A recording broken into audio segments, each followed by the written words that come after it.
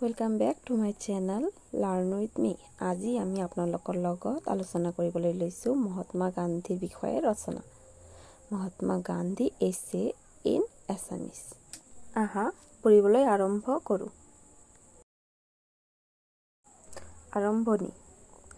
যিজন ব্যক্তিয়ে মানৱ সমাজলৈ শৃংখলা, সুখ, শান্তি, সংহতি, ভূতত্ত্ববোধ আদিৰ ক্ষেত্ৰত বিশেষ অৱদান আগবঢ়ায় সেইজন ব্যক্তিক মহান ব্যক্তি বুলি বিবেচনা কৰা হয়।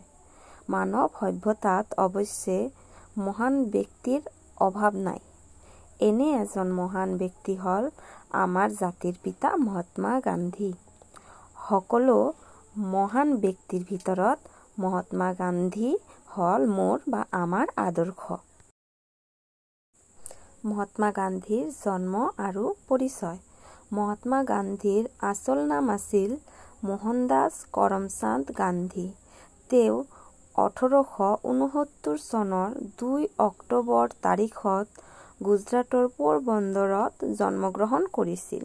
তেওঁৰ দেউতাকৰ নাম আছিল কৰমচান্দ গান্ধী আৰু তেওঁৰ মাকৰ নাম আছিল পুতলীবাই। শিক্ষা আৰু কৰ্মজীৱন। মহাত্মা গান্ধীয়ে ৰাজকোটৰ পৰা প্ৰাথমিক শিক্ষা লাভ কৰি উচ্চ শিক্ষাৰ বাবে ইংলেণ্ডলৈ যায় আৰু এজন উকিল হৈ আহে। প্ৰথমতে তেওঁ ভাৰতৰ বম্বে হাইকোৰ্টত ওকালতি আৰম্ভ কৰে। তাৰ পিছত তেওঁ ওকালতি ব্যৱসায়ৰ উদ্দেশ্যে দক্ষিণ আফ্ৰিকালৈ যায়।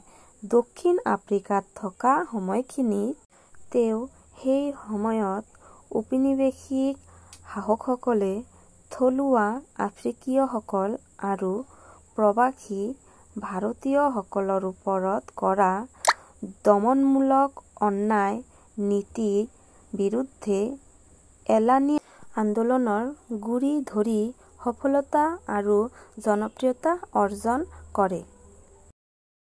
1915 চনত তেওঁ ভাৰতলৈ ঘূৰি আহি ভাৰতীয় জাতীয় কংগ্ৰেছত যোগদান কৰি ইয়াৰ নেতৃত্ব গ্ৰহণ কৰে।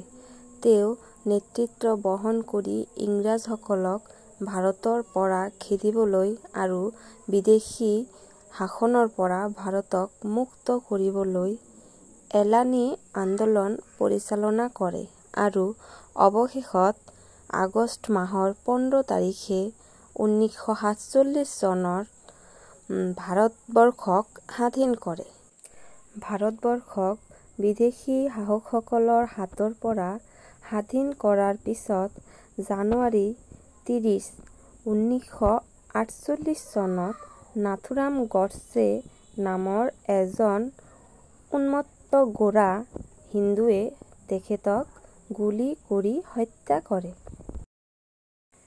তেখেত আমাৰ আদৰ্শ ব্যক্তি হোৱাৰ কাৰণ।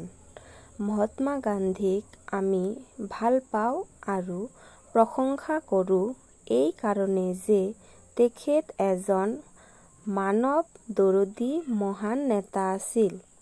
তেখেতৰ আদৰ্শ আৰু ব্যক্তিত্বত মোহিত হৈ দেশী বিদেশী বহুতো ব্যক্তিয়ে তেওঁৰ শিষ্যত্ব গ্ৰহণ কৰিছিল। তেওঁ সদায় সহজ সৰল জীৱন যাপন কৰিছিল।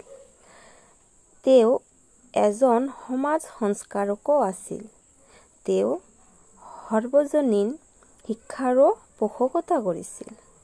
ইয়াৰ উপৰি তেওঁ এজন লিখকো আছিল। তেওঁৰ আত্মজীৱনী মোৰ সত্য অন্বেষণৰ কাহিনীখন বিশ্বজুৰি লাখ লাখ পাঠকৰ দৃষ্টি আকৰ্ষণ কৰিছে। সামৰণি। মহাত্মা গান্ধীৰ জীৱন অধ্যয়ন কৰি আমি বহুতো আদৰ্শ শিকিব পাৰোঁ। আমি সকলোৱে তেওঁৰ জীৱনৰ পৰা শিক্ষা লাভ কৰা উচিত। যদি এই ভিডিঅ'টোৰ পৰা আপোনালোকে অলপ হেল্প পাই থাকে তেনেহ'লে চেনেলটোক লাইক কৰিব, কমেণ্ট কৰিব, শ্বেয়াৰ কৰি দিব ভিডিঅ'টো আৰু ছাবস্ক্ৰাইব কৰিব। ধন্যবাদ।